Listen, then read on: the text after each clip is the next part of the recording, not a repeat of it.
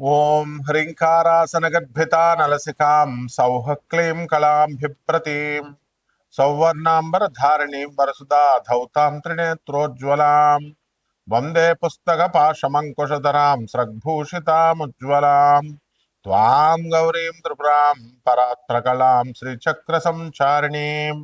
ఓం శ్రీ బెజవాడ కనకదుర్గాదేవ్యై నమః. శ్రీ దుర్గామల్లీశ్వరాభ్యాం నమః.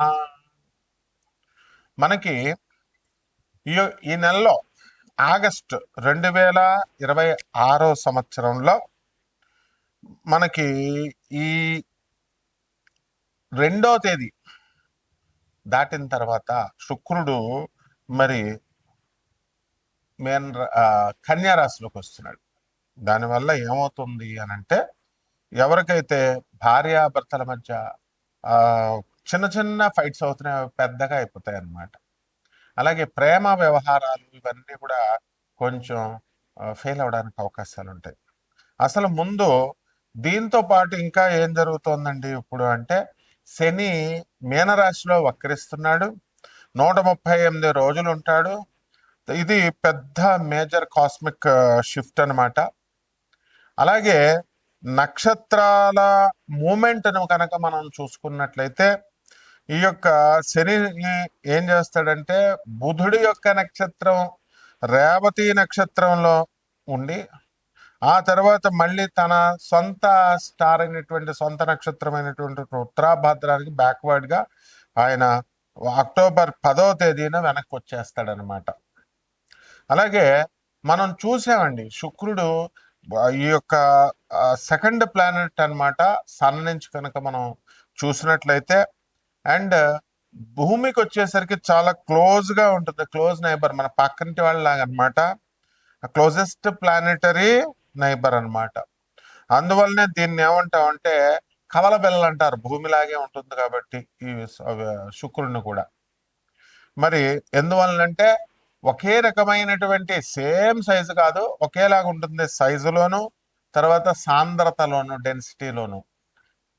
మరి ఇదేంటంటే రాడికల్లీ డిఫరెంట్ అనమాట అండర్ ఇట్స్ సర్ఫేస్. అందువలన ఈ క్రషింగ్ చేసే, నొక్కి పడేసి క్రష్ చేసేసే అట్మాస్ఫియర్ ఉంటుంది అక్కడ. మనం వెళ్తే తప్పడైపోతాం మనం. పచ్చడి నొక్కేస్తుంది మన ఫేస్, ఇలా దగ్గరికి నొక్కేస్తే, కుదించేస్తే ఎలా ఉంటుంది అట్లా. అండ్ అక్కడ స్కార్చింగ్ టెంపరేచర్స్ ఉంటాయి, భలే భయంకరమైన టెంపరేచర్స్ ఉంటాయి అనమాట. మనం మాడిపోతాం మనం. అంటే ఇంకేం ఉండదు, లడ్డే కరిగిపోద్ది, మనం ఉండవు అనమాట. ఇంకెళ్ళిపోయి పేస్ట్ ఉడకబెట్టేసి రసం అయిపోతాం చూసారా, అలా రసం అయిపోతాం అనమాట. మనందరం తాగుతూ ఉంటాం ఈ యొక్క సూపులని, అలాగైపోతాం. జ్యూసులు సూపుల కింద.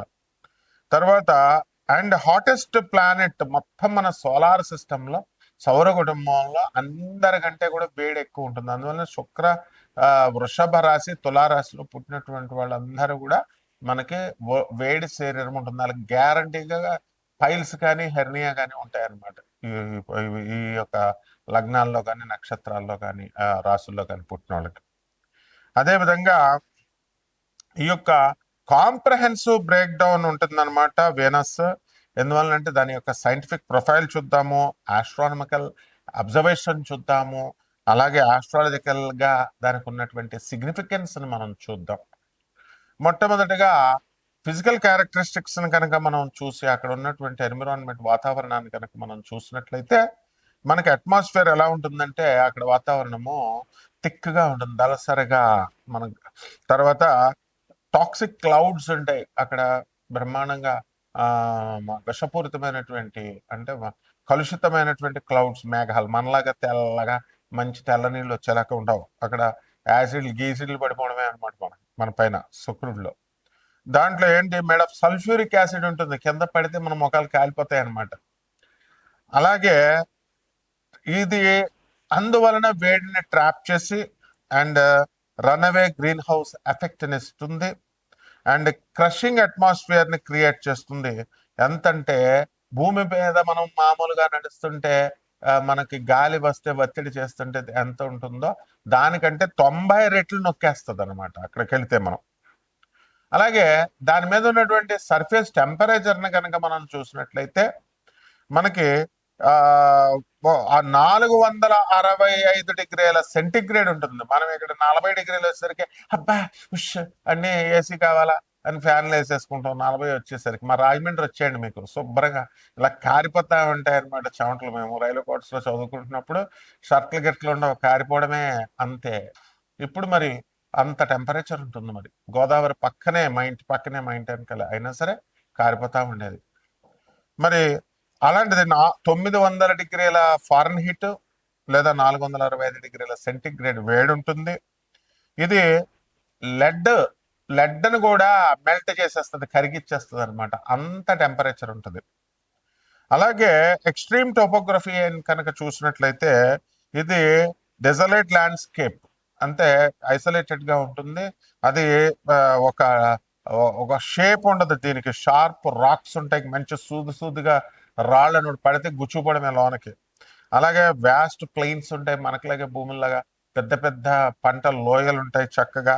And thousands of active volcanoes ఉంటాయి, ఎప్పటికప్పుడు పేలుతా ఉంటాయి. మొన్న వైజాగ్ లో పేలింది, సముద్రంలో చూసారు వాల్కనోస్, అగ్ని పర్వతాలు పేలుతా ఉంటాయి, పక్కన మనం చూడొచ్చు ఎంచక్క. మరి అక్కడికే మనం 2028లో మన ఇస్రో శుక్రయానికి వెళ్తున్నాం.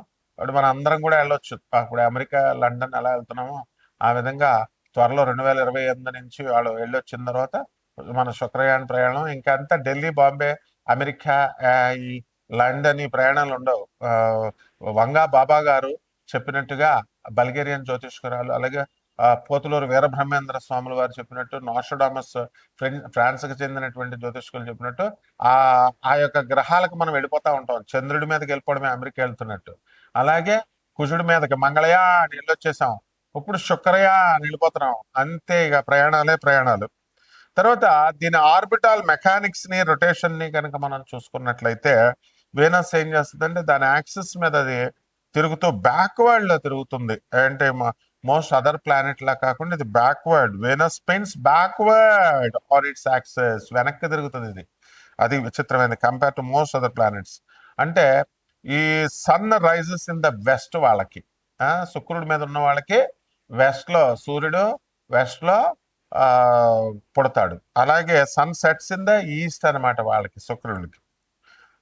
అలాగే స్లోయెస్ట్ స్పిన్ ఎంత ఉంటుందంటే 243, భూమి మీద ఉన్నటువంటి రోజుల్లో 243 కనుక పట్టినట్లయితే అది స్లోయెస్ట్ అనమాట. ఒక సంవత్సరం ఒకసారి దాని చుట్టూ అది తిరిగినట్టు, making a single Venusian day.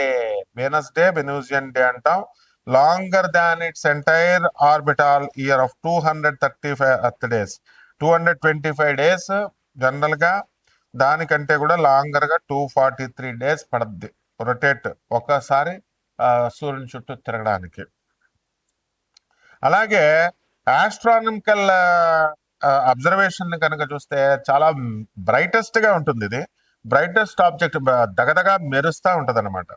So moon కనుక తీసేస్తే బ్రహ్మాండంగా కనపడుతుంది కదా భూమి, మన చంద్రుడు సూర్యుడులాగా మంచి కాంతివంతంగా. దాన్ని తీసేస్తే మళ్ళీ ఆ తర్వాత నవగ్రహాల్లో ఎవర్ర గ్రహాల్లో ఉన్నది అని అంటే వీనస్సే బ్రైటెస్ట్ న్యాచురల్ ఆబ్జెక్ట్ అనమాట ఎర్త్స్ నైట్ స్కైలో కనుక మనం చూసినట్లయితే. బికాస్ దాని డెన్స్ క్లౌడ్ ను బట్టి అలా ఉంటుంది. అలాగే cover reflect 70% of the sunlight ని తీసేసుకొని మనకు రిఫ్లెక్ట్ చేస్తుంది అది. అలాగే మార్నింగ్ అండ్ ఈవినింగ్ స్టార్ గా దాన్ని చెప్పుకుంటాం. దాని ఆర్బిట్ అంతా కూడా భూమి లోపల ఉంటుంది, ఇంటీరియర్ టు అర్త్ కాబట్టి అది it is visible shortly after sunset. West లోకి వెళ్ళి సన్సెట్ తర్వాత చూసుకోవచ్చు. అలాగే shortly before sunrise east లో మనం చూసుకోవచ్చు. అలాగే వేదిక్ ఆస్ట్రాలజికల్ సిగ్నిఫికెన్స్ కనుక వేద శాస్త్రాల్లో ఉన్నటువంటి దాన్ని బట్టి మనం చెప్పుకోవాలనుకుంటే మనకి కోర్ సిగ్నిఫికెన్స్ ఏముంటుందంటే వీనస్ ప్రేమని, లవ్ ని, బ్యూటీని, వెల్త్ ని, సంపదని, లగ్జరీని, రిలేషన్షిప్స్ ని, క్రియేటివిటీని, సృజనాత్మకత శక్తిని, మ్యారేజ్ ని, వీటిలన్నిటికి కారకత్వం శుక్రుడిది అనమాట. మరి రాశి రోలర్షిప్ దగ్గరికి వచ్చేసరికి అది వృషభ రాశికి, తులారాశికి స్వక్షేత్రాలవి. అలాగే మీనరాశిలో మంచి ఎనర్జీ అంతా కూడా స్ట్రాంగ్ గా మాక్సిమం స్ట్రెంత్ ఉంటుంది. అండ్ వీకెస్ట్ స్ట్రెంత్ కన్యా రాశిలో ఉంటుంది. ఇప్పుడు అది ఉంది. ఎంతకీ ఏమిట్రా కథ అంటే ఈ కన్యా రాశి 2 ఆగస్ట్ నుంచి మనకి 2026 సంవత్సరం నుంచి శుక్రుడు వీక్ అయిపోయాడు. కాబట్టి దీని కరెంట్ స్టేటస్ ఏంటంటే మనకి బ్రైట్ మార్నింగ్ స్టార్ గా ఈస్టర్న్ స్కైలో మనం చూడొచ్చు. అండ్ ఆగస్టు 12 2026 సంవత్సరంలో 6 ప్లానెట్ అలైన్మెంట్ ఒకటి మనకి కనబడబోతోంది.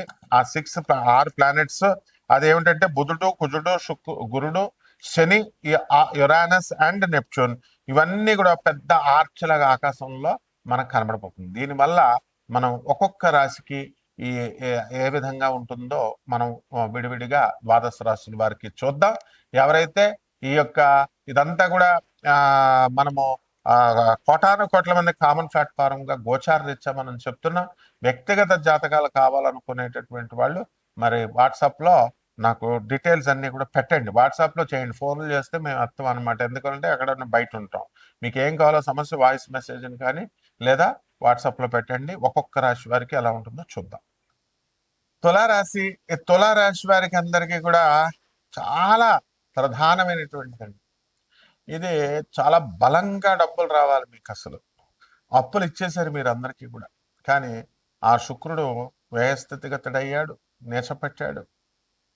కాబట్టి ఏమవుతుందండి, మీ అందరికీ కూడా మీకు రావాల్సినటువంటి డబ్బులు చాలా అధిక కష్టం పడితేనే తప్ప రావన్నమాట.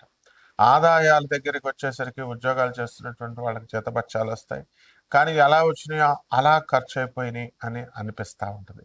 బంధువులందరూ మీకు చాలా ఎక్కువ మంది రావడము, అందరూ కలిసి మీరు తీర్థయాత్రలు ఇలాగ ఎక్స్కర్షన్ లాగా వెళ్ళడము, ఇలాంటి ఖర్చు అనేటటువంటిది బాగా ఎక్కువగా మీరు చేసుకుంటారు.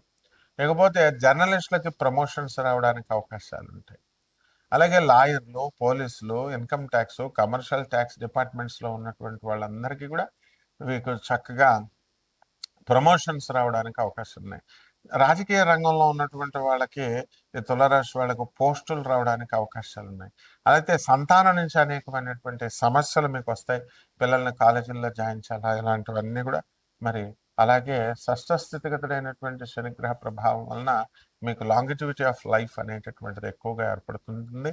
అలాగే మీరు చక్కగా ఈ యొక్క శని మీకు ఆరోగ్యాన్ని, మంచి ఆరోగ్యపు అలవాటుల్ని మీకు ఇవ్వడం అనేటటువంటిది జరుగుతుంది. కాబట్టి ఈ యొక్క పంటల్లో మీరు అధికమైనటువంటి కమర్షియల్ క్రాప్స్ని వేసి అధికమైనటువంటి లాభాలను తీయడానికి ఉంటుంది. ఎపిలెప్సీ అనేటటువంటి ప్రాబ్లంతో మీరు బాధపడడానికి ఇది ఉంటుంది. సో న్యూరాలజికల్గా డిజార్డర్ అనేటటువంటిది ఇది అన్ప్రొవోక్డ్గా మిమ్మల్ని రికరింగ్ సీజర్స్ చేయడం ద్వారా ఈ ఎపిలిప్సీ అనేటటువంటి నరాల వీక్నెస్ మీకు రావడానికి అవకాశాలు ఉంటాయి. కాబట్టి ఎక్కువగా ప్రతిదానికి కూడా టెన్షన్ పడకుండా జాగ్రత్తగా చేసుకోండి. మంచి వాళ్ళతో స్నేహము, కొత్త కొత్త వ్యక్తులతో పరిచయాలు అవుతూ ఉంటాయి. జాగ్రత్తగా చూసి చేసుకోవాలి. ఆధ్యాత్మికంగా ఎంతో ఎదుగుదల అనేటటువంటిది మీకు కనపడుతుంది. లగ్జరీస్ మీద, రిలేషన్స్ మీద కొంత మొహం మొత్తడానికి మీకు అవకాశాలు ఉంటాయి. పరిహారాల దగ్గరికి వచ్చేసరికి రాహు జపం చేసుకోండి, రాహు స్తోత్రాలు చదవండి. రాహు కిలోంపావు మినుముల్ని ఆవుపేట రంగు ఉన్నటువంటి వస్త్రాలనిచ్చి పేద బ్రాహ్మణులకి శనివారం నాడు ఉదయం 8 గంటలకు దానం చేసుకోండి. దశమహావిద్యల్లో ఒకటైనటువంటి త్రిపుర భైరవి అమ్మవారి యొక్క హోమాన్ని, అమ్మవారి యొక్క మంత్ర జపాన్ని మీరు చేసుకోవడం ద్వారా బ్రహ్మాండంగా ఉంటుంది. మేడి చెట్టుని చిన్న కుండీలో వేసుకొని చక్కగా తులసి చెట్టుకు పూజ చేస్తున్నట్టుగా మేడి చెట్టుకు నీళ్లు పోసుకుంటూ రోజు పూజ చేసుకోండి. తద్వారా మీకు 64 యోగిని గణాలు అనగాదేవి, దత్తాత్రేయ స్వాముల వారు అందరూ కూడా దత్తాత్రేయుడి దగ్గర ఆ మేడి చెట్టు దగ్గర ఉంటారు. అలాగే గురు చరిత్ర పారాయణ చేసుకోండి, బ్రహ్మాండంగా సరిపోతుంది. శుభమస్తు.